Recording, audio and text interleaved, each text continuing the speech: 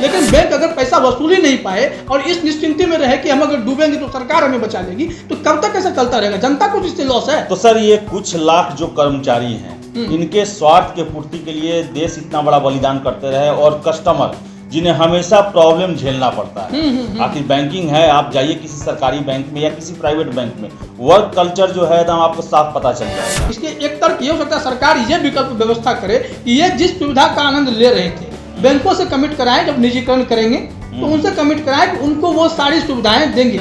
निजीकरण का विरोध सबसे ज्यादा सरकारी कर्मचारी ही करते हैं, लेकिन अगर सेवा लेने की बात हो तो सबसे पहले वो निजी सेक्टर को ही पसंद करते हैं। आप देख ले बिहार के सरकारी स्कूल के टीचर मैक्सिमम के बच्चे जो है प्राइवेट स्कूल में पढ़ते हैं। जो हॉस्पिटल के स्टाफ हैं या सरकारी कर्मचारी दो भी हैं, वो इलाज ज्यादातर प्राइवेट क्लिनिक या प्राइवेट हॉस्पिटल में कराते हैं। आदत हो गया है, सरकारी मास्टर बन गए तो स्कूल में महिला है तो उन काटा लेके बैठेंगी ही, सोएंगी ही, तो वो आदत है। और एक युवाओं को वो देखा है कि भाई काम नहीं करना पड़ता है सरकारी सेक्टर में। अगर गए हैं, कुर्सी तोड़े हैं, महीना लगेगा, पैसा आ जाएगा, हमारा काम खत्म है। नमस्कार, आप देख रहे हैं न्यूज़ PR, मैं हूं आदेशपुरी। 1952 में योजना आयोग प्रधानमंत्री नेहरू जी द्वारा शुरू किया गया, और इसमें ये प्रबंध किया गया कि भारत की जो अर्थव्यवस्था रहेगी वो मिश्रित रहेगी, यानी कि प्राइवेट और सार्वजनिक दोनों क्षेत्र जो हैं इसका अहम योगदान रहेगा। लेकिन देखा गया कि नेहरू जी के समय में ज़्यादा जोर सार्वजनिक क्षेत्र पर रहा। बाद में उनकी बेटी आती हैं इंदिरा गांधी, वो बैंकों का राष्ट्रीयकरण करती है और सारी व्यवस्थाओं का राष्ट्रीयकरण किया जाता है। प्रीव्यू पर्स खत्म किया जाता है, जमींदारी व्यवस्था को भी खत्म करने का प्रयास किया जाता है, सीलिंग लगाया जाता है। लेकिन कांग्रेस की ही गवर्नमेंट 1991 में ये महसूस करती है कि सार्वजनिक व्यवस्थाओं के दम पर हम विकास नहीं कर सकते, इतने लोगों का जीवन निर्वहन नहीं करवा सकते, रोजगार नहीं दे सकते, सबका पेट नहीं भर सकते। उदारीकरण की प्रोसेस शुरू की गई। मनमोहन सिंह वित्त मंत्री थे, नरसिम्हा राव प्रधानमंत्री थे, और निजीकरण को बढ़ावा दिया गया। और आज निजीकरण ऐसे स्थिति में पहुंच गया है कि ये बातें ये होने लगी है कि बैंकों को बेचा जा रहा है, रेलवे को बेचा जा रहा है, जितने भी राष्ट्रीय धरोहर हैं उनको बेचा जा रहा है। सरकार लगातार जो उनके उपक्रम थे जिन पर नाज होता था सरकार को, उनमें विनिवेश करते जा रही है। सबसे बड़ा प्रश्न है, क्या निजीकरण जो है वो देश के लिए हानिकारक है या फिर इतने बड़े जनसंख्या के लिए के विकास के लिए सबसे बड़ा ये रास्ता है? हमारे साथ बात करने के लिए हमारे सहयोगी हैं रंजीत झा, जिनसे हम बात करेंगे। सर, सबसे पहले निजीकरण जो है, आखिर ज़रूरत क्या पड़ी है कि सरकार जो है वो निजीकरण पर इतना ज़्यादा जोर दे रही है, और सारे व्यवस्थाओं का, इवन हम देखें तो सरकारी जो ऑफिस हैं बिहार सरकार में ही, आप सचिवालय में चले जाइए, वहाँ की सुरक्षा जो देख रहे हैं वो भी प्राइवेट सिक्योरिटी एजेंसी देख रही है। क्या कारण है इसका सर? निजीकरण की बात हम लोग कर रहे हैं तो इसमें आदेश जी जरा पहले उस चर्चा को शामिल करते हैं। उस वक्त जब आपने कहा कि नेहरू जी की बेटी इंदिरा गांधी, बात मुख्य रूप से बैंकिंग और हम लोग रेलवे की करते हैं, तो बैंकिंग का जो था उस वक्त बैंक निजी ही था, स्वामित्व वाला बैंक हुआ करता था। और जब 1969 में राष्ट्रीयकरण किया गया तो तर्क यह दिया गया था कि बैंकों को जो जिम्मेदारी दी गई है, सामाजिक दायित्व की जिम्मेदारी, ताकि बैंक के पास जो पैसा आता है उससे समाज के विभिन्न वर्गों का विकास हो। इसके लिए जो है वह सामाजिक जिम्मेदारी का निर्वहन बैंकों के मालिक नहीं कर रहे हैं, सिर्फ अपना फायदा देख रहे हैं। उनके पास माल आ रहा है, बस उसको जो बस देखना, उसको मैनेज करना, इस टारगेट पर थे। लेकिन जब सरकार को लगा कि नहीं, इसको अगर सामाजिक भागीदारी बढ़ानी है तो इसका राष्ट्रीयकरण जरूरी है, तो बैंकों को उन्होंने अपने अधीन किया, राष्ट्रीयकृत किया। उस वक्त 13 बैंकों का जो है धीरे धीरे होता चला गया राष्ट्रीयकृत। अब स्थिति ये हो गई कि धीरे समय बढ़ता गया, बैंक फला फूला, सब कुछ हुआ, कई क्षेत्रों में विकास भी देखने को मिले। लेकिन ऐसा लगा कि सरकार के पास उतनी पूंजी नहीं है, क्योंकि बैंकों ने जहाँ जहाँ पैसे लगाए, पैसे डूबने शुरू हो गए। और जब बैंक डूबने लगा तो राष्ट्रीयकरण किया गया था, तो स्वामित्व वाले जो मालिक हैं बैंक के, तो कहेंगे ना हमारा जो लॉस हुआ उसकी भरपाई कीजिए। तो सरकार जो है उसके बाद जो भरपाई करने का जो सिलसिला शुरू की, उसमें बैंकों पर जो कर्ज था या NPA होता जा रहा था, जो भी चीज़ हो रहा था वो सब सरकार भर रही है। आप पुराने इतिहास को छोड़ दीजिए, अभी नए में पिछले 3 सालों का जो रिकॉर्ड कहा जा रहा है उसमें करीब मेरे पास जो आंकड़ा है 1.5 लाख करोड़ रुपए सरकार इन्वेस्ट की है। उसके अलावा 1 लाख करोड़ जो है रिकैपिटलाइजेशन बॉन्ड, यानी स्थिति इतनी बदतर हो गई थी कि रिस्ट्रक्चर करना पड़ा उसको, तो उसमें 1 लाख करोड़ रुपया इन्वेस्ट किया गया। ये सारे पैसे जब बैंकों को दिए जाएं तो सरकार तो जनता के पैसे को फिर से वापस दे रही है ना। टैक्स खींच के जो जिससे और विकास हो सकता था उसे बैंक को संवारने में लगा दिया गया। तो उसके बावजूद भी बैंक सरकारी बैंकों की स्थिति बद से बदतर होती चली गई। जो प्राइवेट बैंक है वो फलते फूलते जा रहे हैं, उनके तरक्की को देखा गया, उनके सिस्टम को देखा गया, तो अब लगने लगा कि बैंकों के निजीकरण की वाकई में ज़रूरत है। लेकिन इसमें अब समस्या क्या खड़ी हो गई कि निजीकरण की ज़रूरत है तो सरकार इस मुद्दे पे सोचती है कि निजीकरण में परफॉर्मेंस बढ़िया हो रहा है, विकास अच्छा हो रहा है, चीज़ें जो है सुविधाएं बढ़ती हैं, सारी चीज़ों को वो देखते हैं और वो जानते हैं कि हमको बैंक को डूबने नहीं देना है, क्योंकि निजी हाथों में होगा तो उसके ऊपर जिम्मेदारी होगी। अभी क्या होता है, बैंकों का राष्ट्रीयकरण किया जा चुका है तो उसके जो मालिक है वो निश्चिंत है कि सरकार हमारी भरपाई करेगी। जैसे कंपनियां अपने आप को दिवालिया घोषित करती हैं तो सरकार बहुत हद तक बचाने की कोशिश करती है कॉर्पोरेट सेक्टर में। तो ऐसे ही बैंकों को लेकर शुरू हुआ था। अब सरकार कहती है कि ऐसे 4 बैंक जो फिलहाल अभी चर्चा में है, जिसमें 2 इसी साल शायद कर दिया जाएगा, तो 4 नाम है, बैंक ऑफ इंडिया है, बैंक ऑफ महाराष्ट्र है, सेंट्रल बैंक ऑफ इंडिया है और ओवरसीज बैंक है। ये चारों बैंक हैं जिसमें से कर्मचारियों की संख्या बताई जा रही है कि बैंक ऑफ इंडिया में 50,000 कर्मचारी हैं, बैंक ऑफ महाराष्ट्र में 13,000 हैं, सेंट्रल बैंक ऑफ इंडिया में 33,000 हैं और ओवरसीज बैंक में 26,000 कर्मचारी हैं। अब ये कर्मचारियों को टेंशन हो गई है कि जो हम सरकारी सुविधाओं का लाभ उठा रहे थे वो सारी चीज़ क्या होगी, अगर ये प्राइवेट हो जाएगा फिर तो प्राइवेट रूल चलेगा। तो अब इनको ये टेंशन है कि हमारी नौकरियां संकट में हैं। तो सरकार ने इसके लिए विकल्प क्या तैयार किया है ये पहले स्पष्ट तो करना ही पड़ेगा। आखिर निजीकरण हो जाएगा तो इस बैंक के कर्मचारी जाएंगे कहाँ, और इसके बहुत सारे ग्राहक हैं सबके बैंकों में, किसी में 9.5 करोड़ हैं, किसी में 1.5 करोड़ हैं। ये जो हमारे पास आंकड़े आ रहे हैं उस हिसाब से मैं बता रहा हूँ। तो ये सारी चीज़ें जो है इससे जो बैंक के कर्मचारी हैं वो निराश हैं कि आने वाले दिनों में उनके साथ क्या होगा, क्या वो HDFC ICICI तर्ज पे बैंक हो जाएंगे, क्योंकि एक IDBI बैंक भी था जिसको LIC ने खरीदा। अभी तो एक जनरल इंश्योरेंस कंपनी का नाम नहीं बताया गया, लेकिन यह है कि इसे भी बेचने की तैयारी है। एक इंश्योरेंस कंपनी में चर्चा है कि LIC को ही बेचना है या कुछ भी करना है, ये सारी चर्चाएं हो रही क्योंकि अभी LIC सरकारी हाथों में है। तो ये समस्याएं आ रही हैं। आप देखिए ना, सरकार ने प्लानिंग शुरू से की है। 28 बैंक थे जो राष्ट्रीयकृत के दायरे में आते गए, बढ़ते गए, घट करके उसकी संख्या 12 हो गई। अब इसमें से 4 बैंक को और निजीकरण कर देना है। तो सरकार का मकसद साफ है कि चीज़ों को प्राइवेटाइज करके हम उस सुविधाओं में इजाफा करें और लोगों को हम उस स्तर की सुविधाएं दें। जब आगे जब रेलवे की बात करेंगे, रेलवे की भी जो चर्चा होती है, लेकिन बैंकिंग की बात मैं कह रहा हूं तो बैंकिंग में अगर प्रॉफिट नहीं होगा, बैंक तो बिजनेस है ना, बेसिकली देखा जाए तो काम व्यापार करना है बैंक का।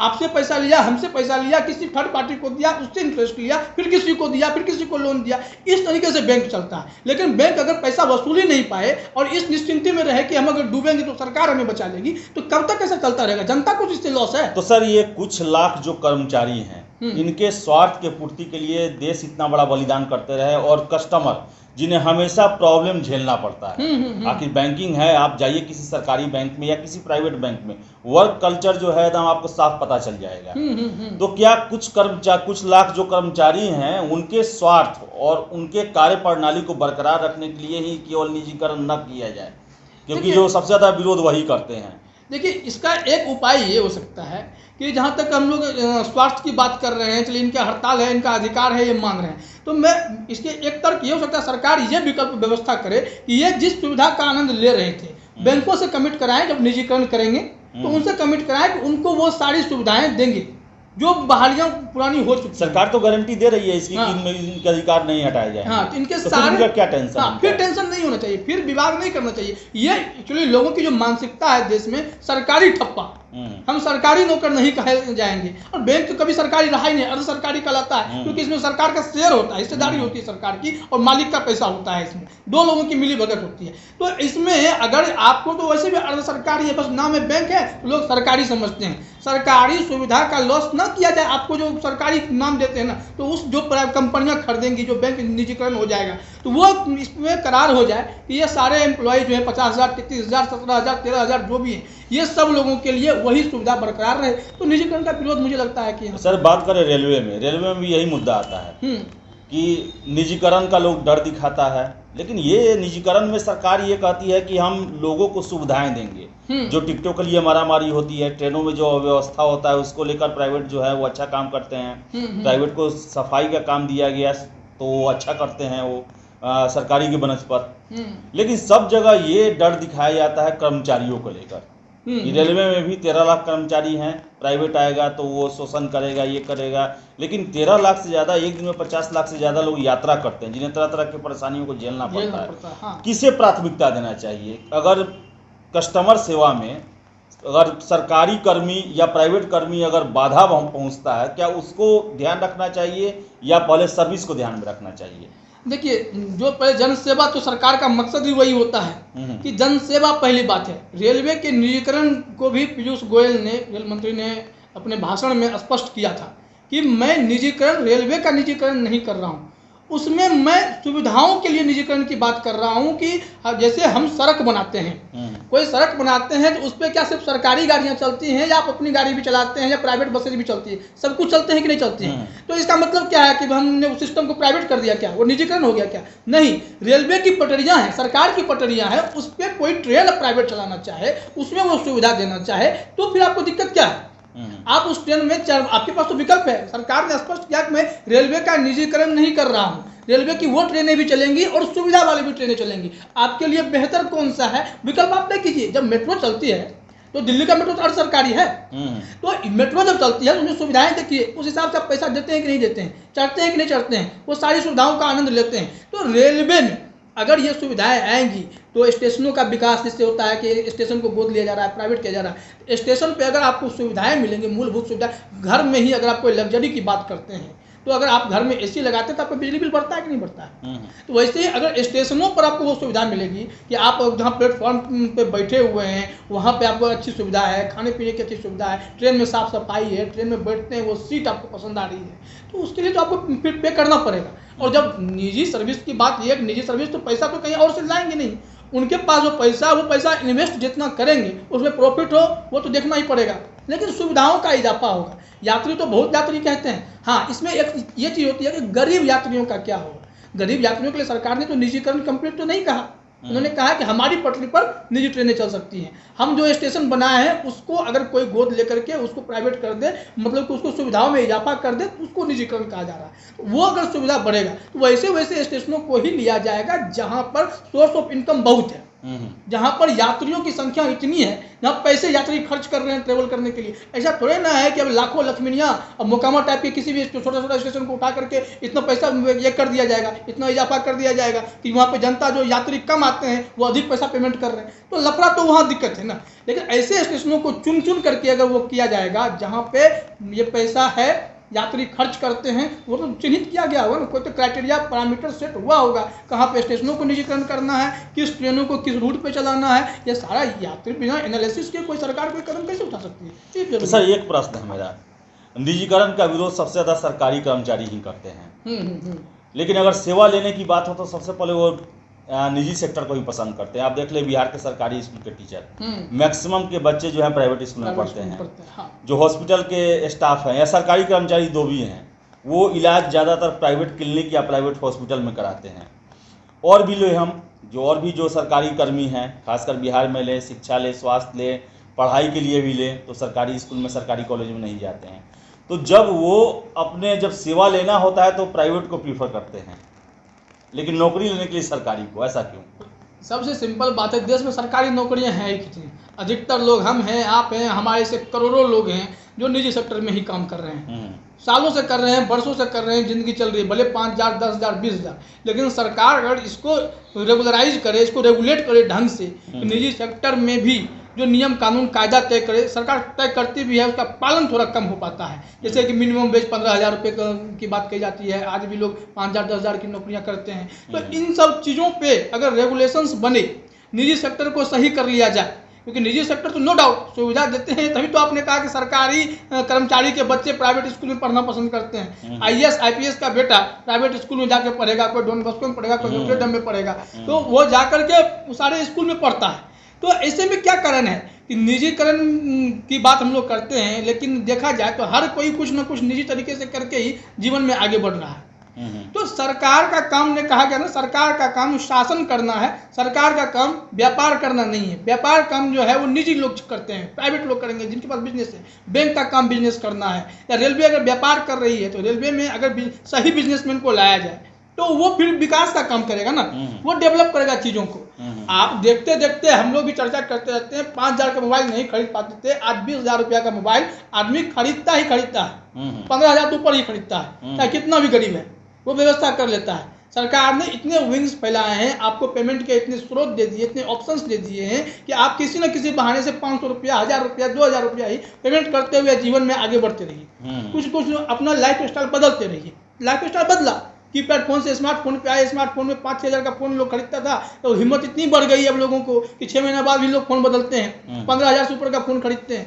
तो तरक्की तो हो रही है, तो प्राइवेट सेक्टर ने कुछ ना कुछ तो हैबिट आपके बदल दिए हैं।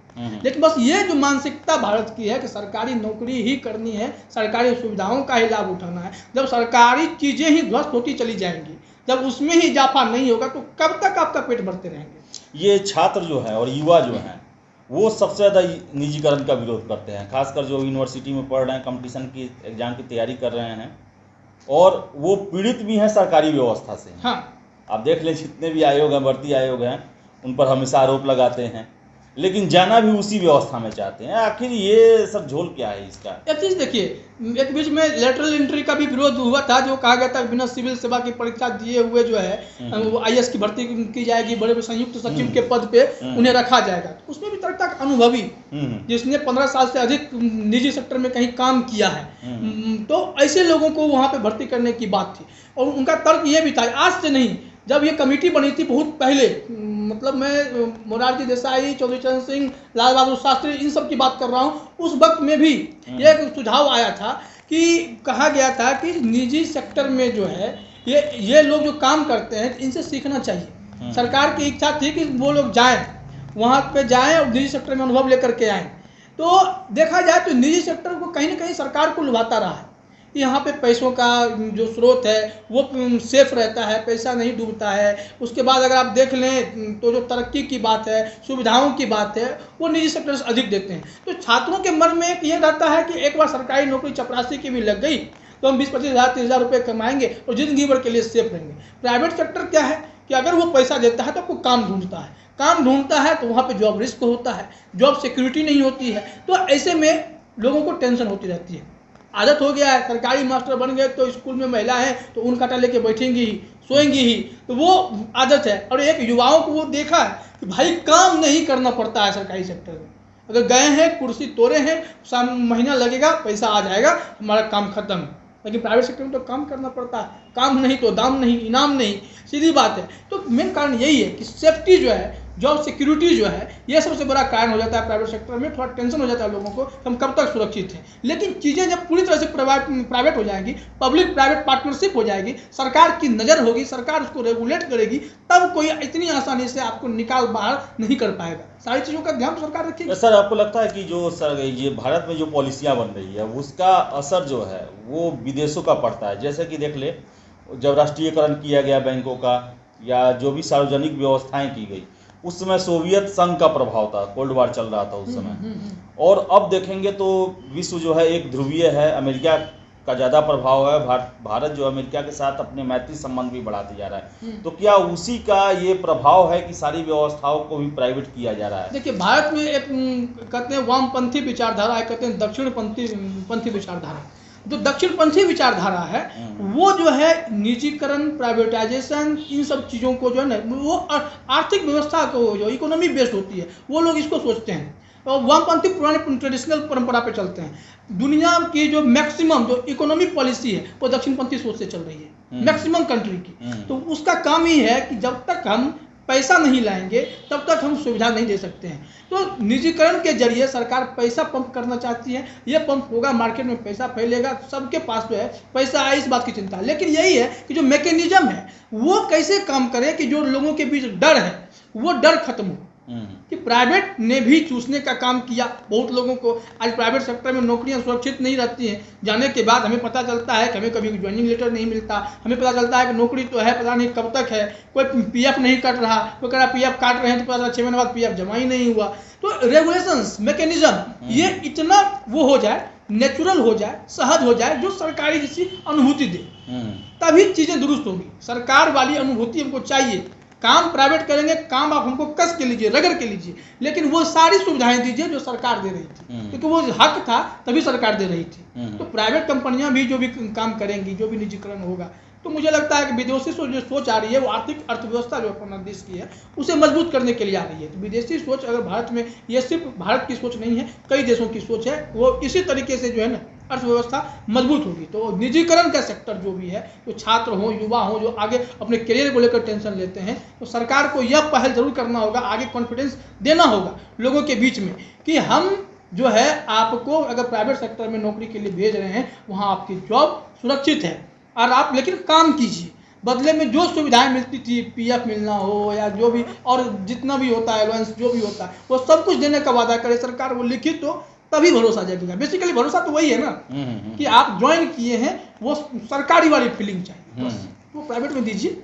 तो सरकारी वाली फीलिंग चाहिए। और आपको बता दें कि आज़ादी के बाद से ये सारे एक्सपेरिमेंट किए गए। 1990 तक सार्वजनिक क्षेत्र के माध्यम से देश में रोजगार देने को और आर्थिक विकास को तेज करने का प्रयास किया गया, लेकिन सरकार ने ये देखा कि इससे हम जो है वो आर्थिक विकास उतनी गति से नहीं कर पा रहे हैं जितने गति से दुनिया आगे जा रही है और देश की जनसंख्या बढ़ रही है। और यही कारण था कि यही कांग्रेस सरकार 1991 में लिबरलाइजेशन, ग्लोबलाइजेशन और प्राइवेटाइजेशन 3 चीज़ों को लेकर आई और आज उसका विकसित रूप हम देख रहे हैं और आगे आने वाले समय में इससे भी ज़्यादा विकसित रूप देखेंगे जो कि प्राइवेटाइजेशन की तरफ ले जाता है। एक चीज वो कह देता हूं, मैं चर्चा भी कर रहा था कि पूर्व गवर्नर जो थे आरबीआई के वाई वी रेड्डी, उन्होंने कहा था कि बैंकों का राष्ट्रीयकरण करने का फैसला राजनीतिक था, तो अब निजीकरण का भी फैसला राजनीति ही करे, वो तय करे कि अब क्या करना है। तो अब सरकार सोच रही है कि वो फैसला जो है बहुत लॉन्ग लाइफ में जाकर के हमारे लिए घातक साबित हुई। हम बैंकों को पंप करते रहे, लाख करोड़ दिए जा रहे हैं, लेकिन वो चीज़ें हमको वापस नहीं मिल पा रही हैं, पैसे ये लोग एनपीए कर दे रहे हैं। तो निजीकरण रिस्क जो है वो कम करेगा, क्योंकि उन्हें पता है कि प्राइवेट बैंक जो ठोक बजा के काम करते, सरकारी बैंक भी करती थी। इस हिसाब से रिसेशन आया था तो भारत के बैंक इसलिए बचे रह गए थे क्योंकि ये ठोक बजा करके पैसा जो है देते थे किसी को। तो वही चीज़ है कि अब प्राइवेट बैंक के हाथ में जब चीज़ें आ जाएंगी तो वो सब कुछ अपने हिसाब से करेंगे, एनपीए से बचेंगे और विकास में जो पैसा हर जगह लगाएंगे। और इस तरह भी कहा जाता है कि समाजवादी व्यवस्था जो है वो सुनने में अच्छा लगता है, लेकिन उसको ज़मीन पर उतारना बड़ा ही मुश्किल होता है। अगर देखिए एग्जाम्पल हम यूएसएसआर का, उसने सारी व्यवस्थाओं को समाजवादीकरण कर दिया था, लेकिन 1991 में वो व्यवस्था भी खत्म हुई और यूएसएसआर भी टूट गया। और वही देखें हम चाइना को, उसने सारी व्यवस्था जो है समाजवादी रखी है, लेकिन उसने आर्थिक व्यवस्था को पूंजीवादी रखा हुआ है। और यही कारण है कि भारत को भी अंततः आते हुए प्राइवेटाइजेशन और ये पूंजीवादी व्यवस्था वाली जो कॉन्सेप्ट होती है उसे अपनाने पर बल देना पड़ रहा है, क्योंकि यही ज़रूरत है और यही युवाओं को, जो भारत में जो युवाओं का देश है, उन्हें रोजगार दे सकता है, नौकरी दे सकता है और देश में निवेश बढ़ा सकता है। तो डरने की ज़रूरत नहीं है। हर एक चुनौती जो है शुरू में प्रॉब्लम क्रिएट करती है, लेकिन बाद में वही आपके लिए लाभदायक होती है। और जितने भी पश्चिमी देश हैं वो निजी हाथों में ही हैं और काफ़ी फल फूल रहे हैं और विकसित भी हैं। तो फिलहाल इस वीडियो में इतना ही। वीडियो पसंद आए तो लाइक शेयर करें, हमारे चैनल न्यूज़ पीआर को सब्सक्राइब जरूर कर लें। बहुत बहुत धन्यवाद।